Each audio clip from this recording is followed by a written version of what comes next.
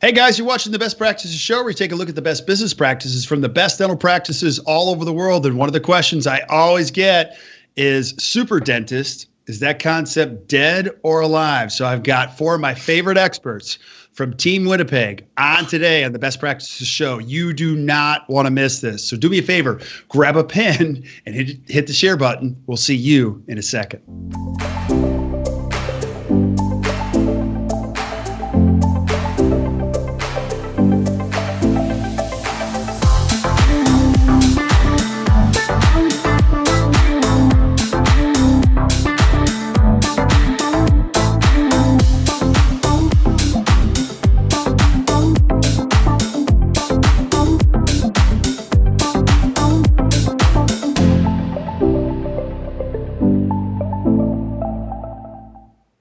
Hey guys, welcome back to the Best Practices Show. Thank you so much for watching. Absolutely love the comments and the feedback you guys are giving. And we're deep into season 2 now. We shot 85 episodes in the first season. Over 16,000 of you have subscribed, and almost 20,000 of you are listening on iTunes. So thank you very much for tuning in.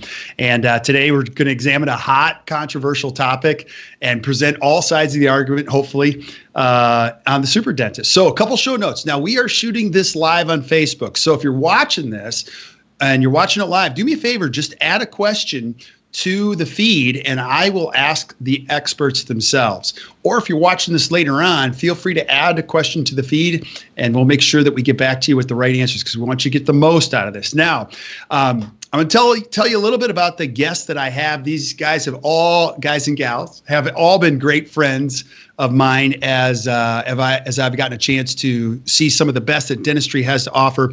We met years ago, probably 10 years ago at the Seattle Study Club Symposium. You guys are rock stars in the world of restorative dentistry, specialty dentistry, treatment planning.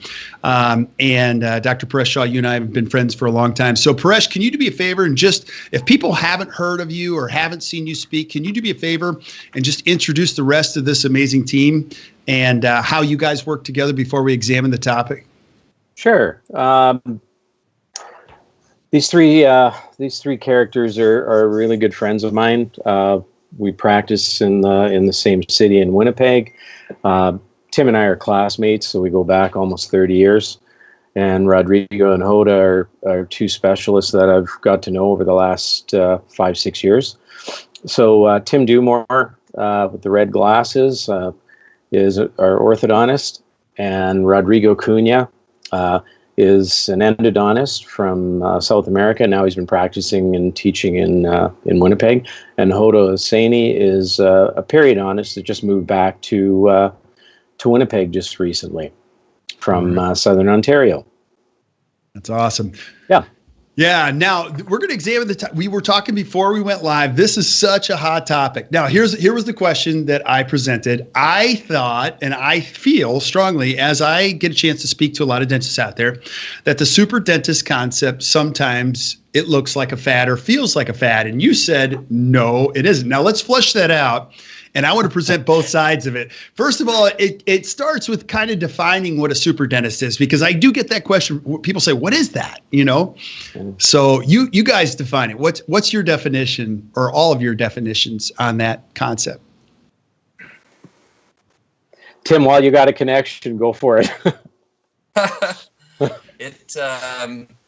I mean, we were talking earlier, and there was some conversation about what kind of connotation you want to put on Superdentist. So you can look at it different ways, but generally speaking, it's a practitioner, maybe a solo practitioner, a small group practice practitioner who embraces the idea that you want to know as much about as many disciplines as possible, and in many cases render that treatment. So maybe you further your education in all the disciplines so that you're a more well-rounded dentist. I would take that as a baseline. Now, from that point, it can vary, I think, a little bit. So it could be that you're because you're more knowledgeable and you've got a better knowledge base in dentistry in general, that you're better able to identify problems and even determine which patients might benefit from specialist care. And you become the dentist that has excellent results because you work with other people in an interdisciplinary fashion. The other side of the coin, the way I see it, at least others might disagree, but I see dentists sometimes who, to a fault, will keep everything in house and maybe not recognize that there's probably someone out there that can provide some of that care to a better standard than what they're able to do. And I think that's where sometimes that's where the negative connotation can come from, because maybe you got bills to pay, or maybe you just got a big ego. That's part of it too sometimes. I mean, all of us are guilty of that sometimes, I suppose. But for better or for worse, sometimes it's better for your patients if you let other people have a hand in helping produce a result. Yeah, absolutely. Makes sense. Makes perfect sense. Now, I want to just clarify something. Tim is an orthodontist, and he is at his cabin drinking a beer with limited Wi-Fi while these three others are working. So if you're thinking about being an orthodontist, it's a pretty amazing career, wouldn't you say? I had to put on a shirt. Right. Say that again? Right. We're still debating whether or not you're wearing pants. So, Paresh, add some context to the concept, because Tim, I totally agree with what you said. But what did you say, Paresh, before we got started that I thought it was just a great point? Well, when you said you think that, what did you say? You said, well, I'm not sure the Superdentist is going to be around as much, and I said I totally disagree. I think it's going to be more. And Tim kind of explained it really well. You can take two connotations. The bottom line is, out there in our profession, the whole term super dentist is related to the fact that you got a group of dentists, or you've got a specific dentist that feels they can, or they whether they feel or they have the capabilities, but they're choosing to practice all disciplines, or as many of the disciplines as possible, under one roof. And I tend to agree with Tim. I think there's still, and look, I'm a GP, and I could probably say that I'm a former super dentist, or reformed. I think more and more they're going to try to do as much as they can. And how do we maybe work to help mentor and nurture these relationships so that it's more symbiotic with all disciplines. Mm-hmm. So, yeah. Dr. Cuhna, you had a great thought on that. Share that thought. I love it. Well, I think that what we were discussing, I think it goes a lot with what time of your career you're at. I think that usually when you graduate, you had the opportunity to work with all the disciplines, and usually you're pretty confident that you can tackle all the cases. I think that slowly as time goes by, and I always have as my cutoff the 5 years, I think everyone is successful until they graduate, until they have their 5th year after they graduate. That's when the failure starts coming back. And when you start looking at these cases and you start thinking about if you should still be doing these cases or not, I think it's not about doing all the disciplines. I think it's very important for you to know your limits. I mean, you can still work with all the specific areas of dentistry. I think you just have to be very selective with which case you're going to tackle or not. So I'm not saying that you cannot be doing root canals. I have the opportunity to talk to several GPs and give hands-on courses. And I like to stress them a lot, saying, look, you can do endo. Just be sure that you screen the case and that you're confident that that case was meant for you to treat. I think that's more important than anything else. So knowing what you don't know and knowing which case should be suitable for you or not, I think that's the most important piece of the puzzle. Mm-hmm. And Hoda, what are your thoughts?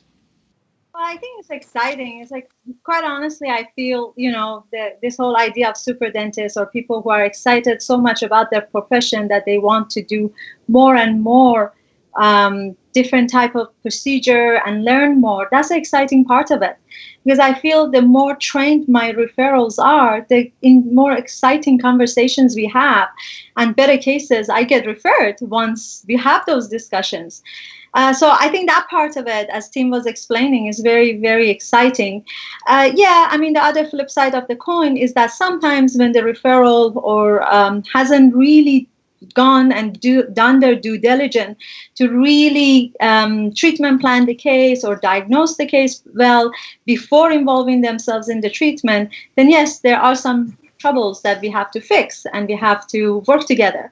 I think from my perspective is that I would love to support my super dentist in their trade and be there for mentorship purposes. So I always tell them, hey, I'm available to you. If you have any question, I'll support you. I'll teach you how to do the procedure well. And that's the part I play in their career.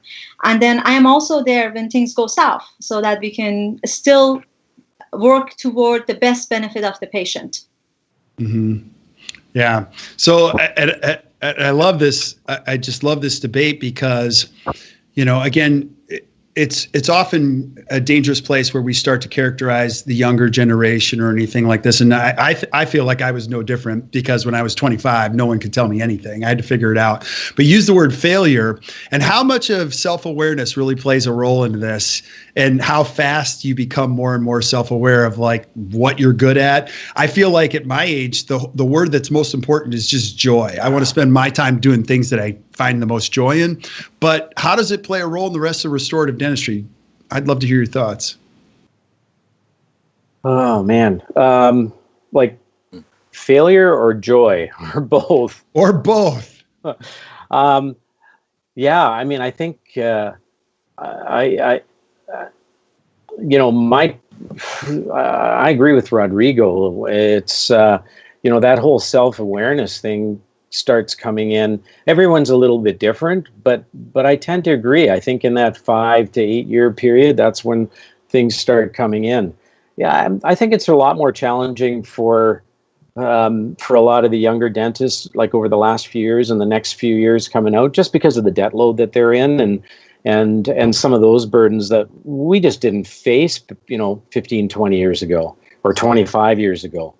So that was a lot different. So, I think even when you're coming into this profession, and we're not unique. I mean, it's the same if you go into accounting, engineering, some of the other professions, you're faced with the same thing, the legal profession.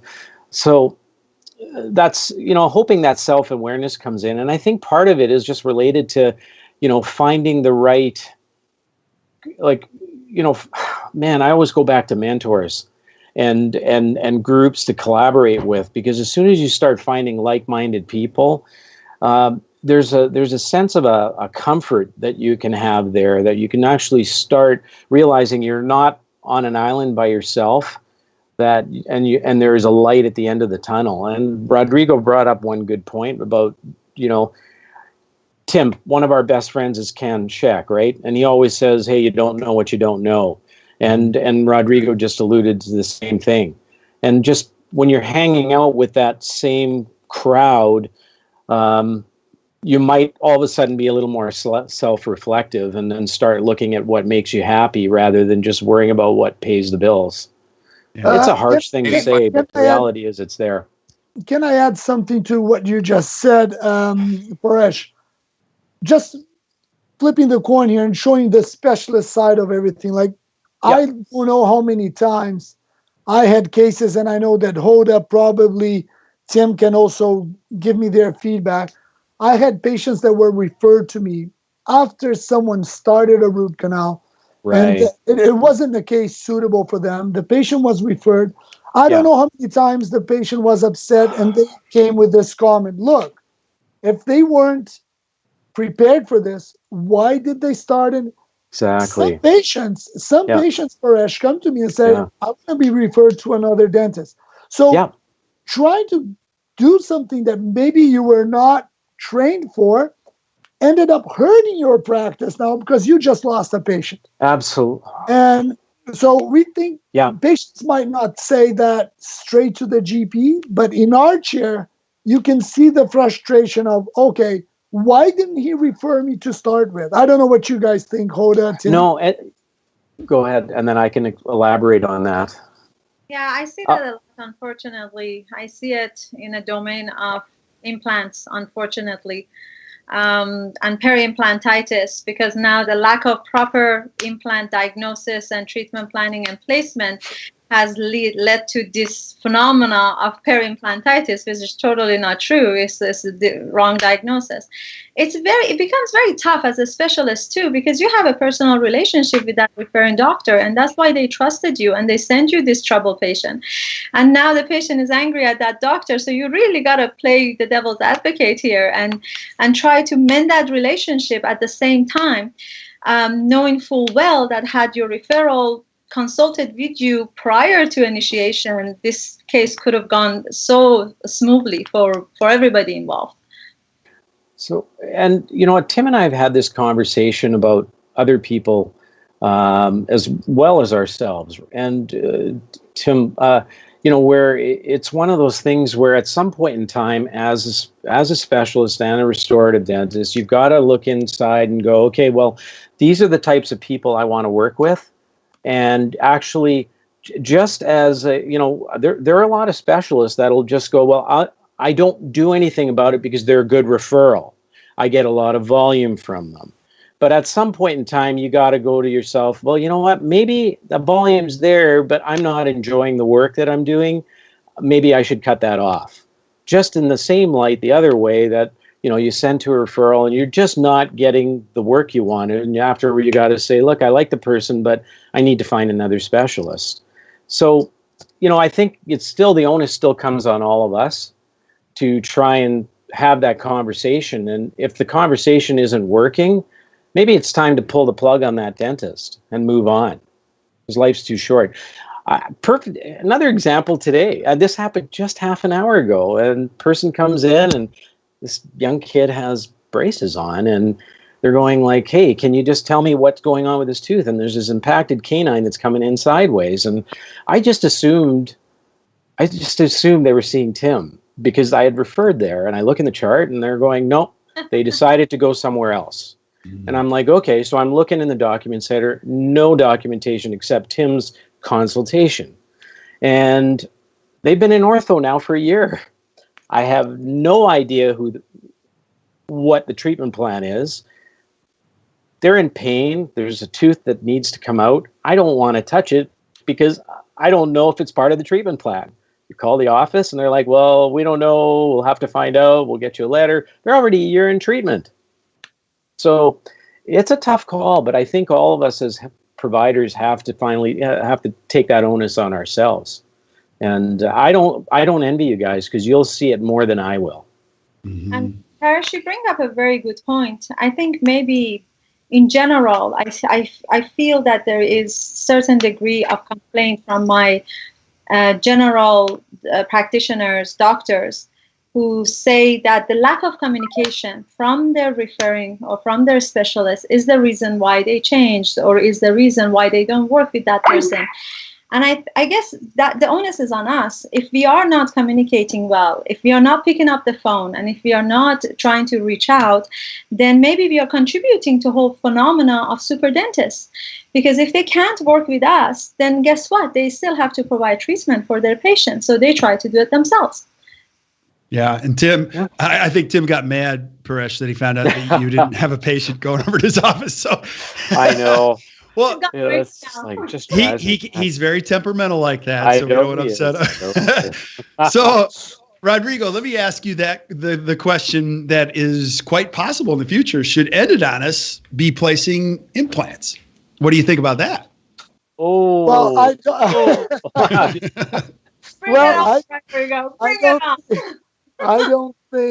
don't think that's something that we are looking forward to, like in the future. I think that's happening now.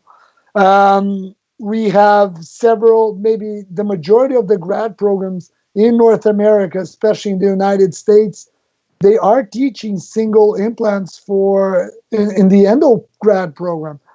Actually, when I wrote my boards exam in Canada here, I had questions on implants.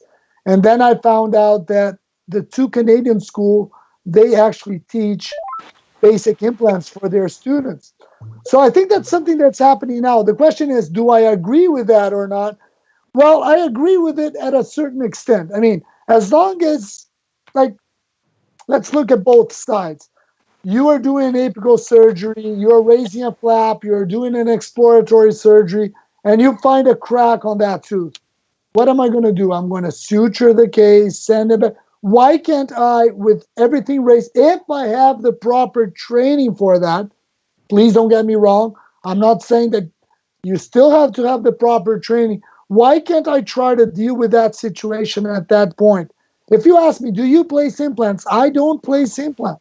However, if you're properly trained, I don't see any reason why you shouldn't be doing a single unit implant as long as you know how to do bone graft and all those different steps. Now, then the other side, the endodontist also has to know their limits. They're not going to be doing a full mouth reconstruction, sinus lift, and things like that.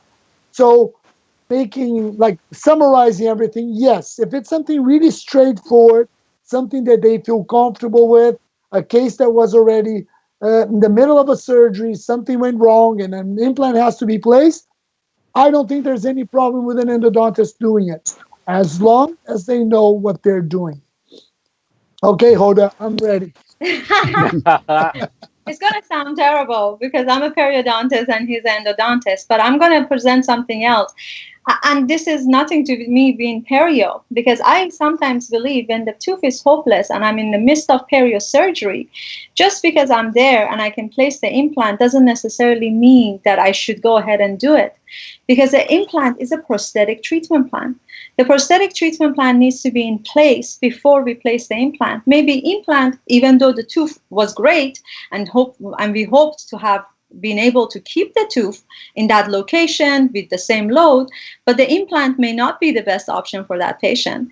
So unless I have a good, solid prosthetic treatment plan prior to my initiation of the surgery, and I know if this tooth is found hopeless, it is a good idea to place a dental implant in that site, then yes, then it's a good idea. As Rodrigo is saying, the patient's already frozen, we are halfway through the surgery, and we have the proper training to go ahead and do it. Why not?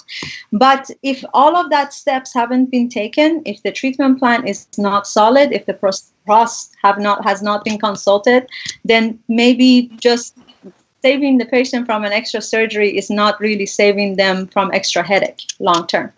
I think just to kick in, if you have a good interdisciplinary team, you've talked about all the possible outcomes before you've started the procedure, and you can go into the surgery knowing that you can do that, and it will be acceptable. Perfect. Right. Absolutely. Good point. I cut out for a bit there. You were saying something, Paresh, and it wasn't. We were saying everyone should be able to do ortho. Everyone. No, we were commenting on how upset you get when you find out things that you were not aware of, that Paresh is already referring patients away from you. So I was not referring. That's why I said it very clearly. Then he made fun of your glasses online too. That was terrible. So I know. No, that's the mark of good friends. It's always fun. So what are some other, I'm always curious about this question. What are some of the trends that you will see? So if it is somewhat alive and those are the trends that you guys see or as considerations, what do you expect to see 2, 3, 4 years from now? From just in what way? Like in dentistry in general, or just dentistry in general? And let me I'll just add a little context to this, because Hoda, you offered this up. I think technology and what you see in videos, now everybody can take a course anywhere. I mean, you can take a course anywhere on anything, and you can do it right now online. And so does that complicate it? Does it help it? Also with the added compounding influx of new technology like DSD, we have the ability to see more. Does that help the profession, help this concept? Does it take away from it? Tell me your thoughts. I think in general, being more informed is a great thing. Being more exposed to different ideas, different ways to doing things is fantastic. And the easier that information can be accessed, whether it's online, whether it's by taking courses, it's a really good thing. When the information of a whole population is elevated, then we have no other place to go than up, right? So I think that part of it I really love. One thing that I don't see much talked about in all these little 5 minutes videos online or even on these courses, the weekend courses, is the complications and how the complication happen and what to do when the complication arises. So it can be a good thing, but then if we don't talk about the flip side of the coin, that's not such a great thing either. So raising awareness and information about the things that could go wrong, I think that should be part of the equation as well. I think just to add to what Hoda was saying, take for example the idea of going to a dental school. So Paresh and I went to dental school. It was an accredited program. You're taught things that are, some thought is put into the curriculum so that you get a well-rounded education. Nowadays, with information being so readily available, you can study whatever you want, and it might be the best course ever, or it could be crap. So if you're not careful and you learn, you create your own poor curriculum for yourself, well, that's not going to work out well in the long run. So I think you have to put some diligence into making sure that you're learning good information. Otherwise, it's you may not be any farther ahead.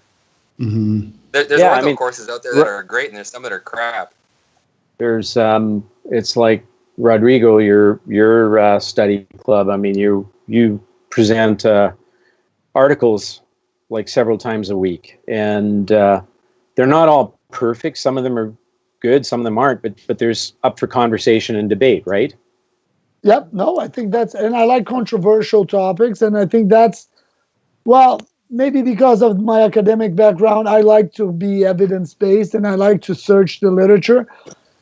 Just jumping on what Hoda said and Tim just also mentioned, those online courses or those 5-minute case presentations or something like that, that's not enough. What is the literature saying about that? Do we have other cases? If you show one case, that doesn't mean that all the cases go the same, right? That's right. One case. What does the literature? Can I do this?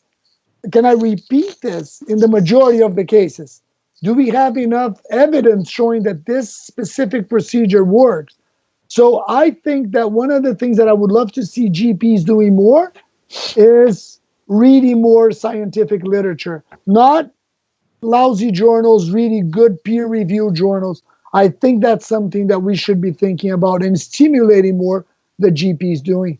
Agreed. And you know what? This all fits perfectly well to your question right at the beginning, Kirk. You think that this is all gone. I don't, because and I 100% agree with all of them. With everybody, and I think we're on the same page. It's just the reality is the information is coming through a fire hydrant really fast right now. It's not going away because now we have all the major dental companies that are setting up their own online education on their own portals. You know that. Right. Mm-hmm. Within the next year and a half, 2 years maximum, we're going to have Amazon that's going to be providing us with all our dental supplies now. Not our equipment, but that's coming way sooner. So it's happening real fast. So how do we turn the tide, or at least slow the tap down a little bit? It's by following some of the suggestions that these friends of mine are bringing up. I don't think we can change everybody. We're not going to be able to. But in our little world, whatever we can, with the people that we have direct contact with through Seattle Study Club, through our own study clubs, through our network of referrals and referring to, that we try and reach out to as many. I mean, that's been my approach over the last number of years. My goal has been, Rodrigo, I mean, you know me, you've tried to get me at the school. There's things that I won't even get into, but the reality is, if I'm sitting and I'm teaching and lecturing and I got 100 people in the audience, but I can reach that one and I've made a difference in their life, that means I've reached thousands of patients over their career. Mm-hmm. And that's my way of doing it. And I think you guys have similar things. So it's one way to do it. Yeah. I think maybe the answer too, one of the answers is it doesn't matter where this heads up because it may continue. It's just picking where you want to be. Exactly. If all those trends happen like we predict them to happen, the question becomes where you want to be. And I want to ask you guys if you agree with this. Gosh, a dentist made me watch this show called Botched. Do you know what Botched is? Have you guys heard of this? Yep. Okay, Botched is, and I just saw the first episode. It's terrible. You got to watch it. Okay, so it's basically plastic surgery that's gone really bad, like really bad. Now, I watched 5 minutes of it, and I'm not a plastic surgery. Maybe I should be. I don't know. But I was thinking, I watched 5 minutes of that, and I thought, you only want an expert that knows what they're doing after watching 5 minutes of that. Like, it's horrifying. And their whole purpose of that show is they're positioning themselves as experts that fix other people's work. Now, tell me if you agree with this.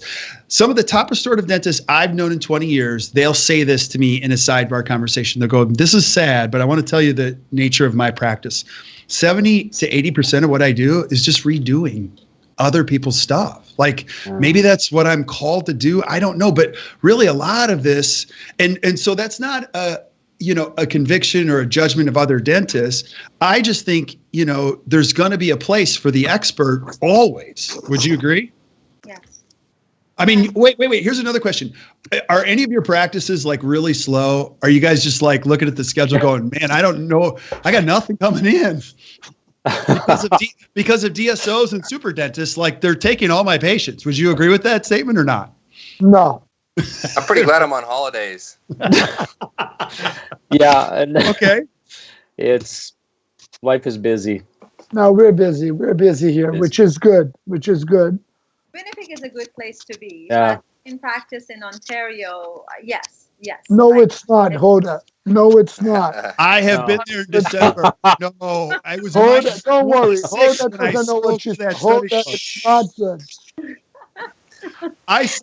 Rodrigo's starving. Winnipeg is terrible.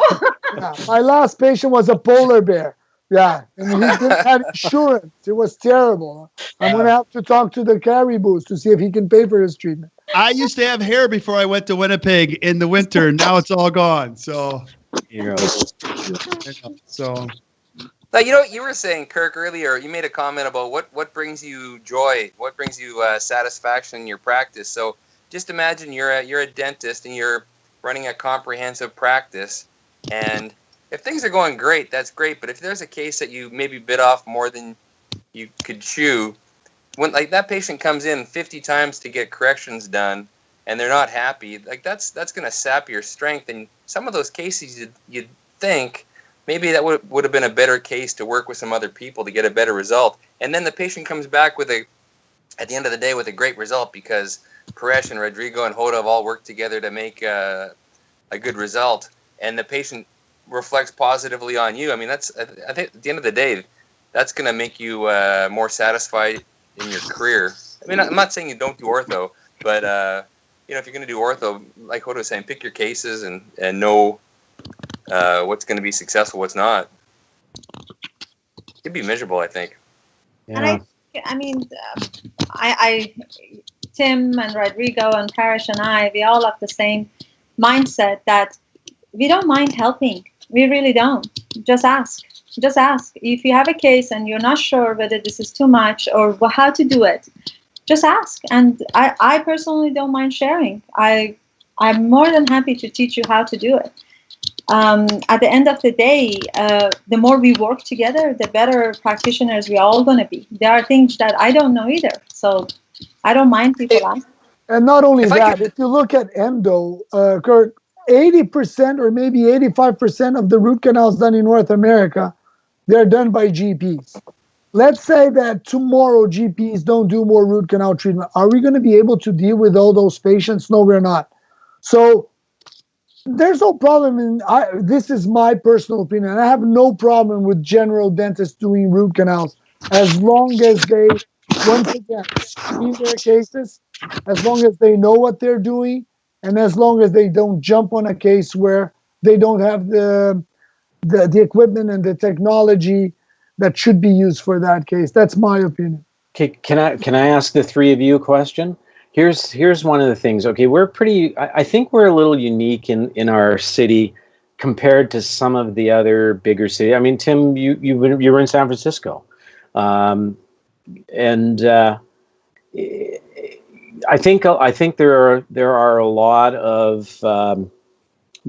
specialists in the larger centers where they don't necessarily take Rodrigo's approach. And I know you and I have talked for years that you feel, hey, you know what? It's okay if my referrals are doing some of these things. Let's just work together. I don't mind them, I don't mind mentoring them on that, but also know your limits. So how do you guys, kind of promote that? Because it's not as prolific or as prominent out there for GPs. I mean, for specialists to actually say, it's okay for some of them to place some implants and do some endos and do some ortho. I mean, you know that, or we hear it all the time. So how do you talk to your peers to maybe make them see things a little bit differently? I personally want to straight out. It's okay for me to want to do your own surgeries. If you want, I will help you and I will teach you how to do it. And right, but what do you do with the rest of your profession as well to try and make some changes? I can change my tone, and I hope that the colleagues can also hear the message. And as you say, the times are changing, and yes, the super dentists are here. We can either support and mentor them for the better and best of for improving our profession, because we do also have an ethical obligation toward our patients. If I keep my knowledge to myself and allow my super dentist colleague to, without training, without education, screw up the cases and then send their mess to me, then I didn't do anybody a favor, and least of all the patient. So by sharing my knowledge, by being open to teaching them and training them and mentoring them, then I can help them as well as help my profession and save face. Let me give you an example. Recently, maybe a couple of months ago, I got a phone call from a dentist maybe 45 minutes outside of Winnipeg in a smaller town, and she's taking an ortho course and needed to have some cephs taken, and wondered if I would take cephs for her, which is kind of an odd thing because these patients are coming to a specialist practice for a ceph. But anyways, I said, sure.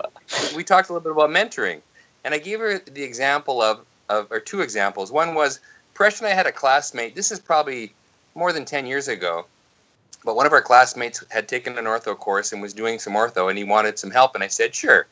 So we met at my office probably 5 or 6 times, and he showed up every time with records that were reasonably complete and of reasonable quality, which I have to say is sometimes unusual for dentists doing ortho. They're not necessarily up to speed in terms of how to get good records, and that's something that you can learn. But he would show up with good records, and he would have notes, and he would say, he'd read his question, he'd think for a second, then he would say, okay, so in this case here, this is what I think I'm seeing, and he would have put some thought into what he thought the proper answer was, and what do you think? And I asked him questions, we had a discussion, and it was a great experience, and I felt that he was thoughtful, and his patients would be well served. If he got into trouble, he was going to ask for help, and that was great. There's another gentleman around the same time, an older gentleman who came in and wanted to meet with me for some assistance, and he showed up with crappy records, and he would ask a question, and I'd say, like, well, okay, so in this situation, what do you think is the problem? He goes, I have no idea, that's why I'm talking to you. Okay, so I think this is the problem. How do you think we might fix that? No clue. And I thought, good Lord, and his fees were the same as my fees. Oh, no. And I thought, well, so like that, I think so. To get back to what Paresh was saying, or maybe you were saying, but I think it's okay, like, train yourself, or Hoda was saying, find someone that you can work with. And so for me, it's upon me to say, look, I'm here to work with you, but it's a two-way street. I'm going to help you if you want to do some ortho, but you got to put the work in. You can't just tell people you're going to do braces on them and then see if you can bail it out later. That's probably not a good long-term strategy. No. Just saying. Okay, so I just thought I'd throw that in there because it's one of those things I get fired up about sometimes. Rodrigo, should everyone have a scope? No, I'm just kidding. I think so. I think so. Yeah, you touched a good point. I think that's a good way to start a good root canal. It is. Yeah. I got a scope. Yeah. Oh man, that's awesome. Well, any closing thoughts you guys would have on this argument? Because it's a good debate. It's a really good debate. And again, I wanted to just kind of temper this or color this. We're not trying to say one is bad, good, different, or the other. Just try to present both sides of it and the understanding so people can truly make their own decisions. And I just want to say this as I ask you closing thoughts. I mean, dentistry is an incredible profession. You really can't fail unless you do something silly. It's, in our country, it's the top profession in the United States. It's also one of the most profitable businesses in North America. I mean, so you can't really screw up. And the cool part is you can screw up and you can still make money in this. So that's where we find these gray areas sometimes. But any closing thoughts you guys have on the super dentist concept? Well, in my point of view, I'm just going to rephrase it again. In my opinion, a super dentist is the one that does everything to a limit of a general dentist. So if he knows his limit, trust me, he will be a super dentist. I like that. Well played, I agree. Rodrigo. I agree. Absolutely. Yeah. And I'll Hoda, you have any other thoughts on this? Well, I honestly, at the beginning of our conversation before we came live, I was just asking, when we say super dentist, are we talking positive or negative? And as Rodrigo is saying, that as long as you do things within limits of your training, and regardless of at what time, what age, where you took that training, as long as it is a good and solid training, then the super part of the super dentist can be a very positive word. So I'm hoping that all the colleagues out there who are calling themselves super dentists are super duper. And I work with all my dentists, and all my dentists are super dentists. Yeah.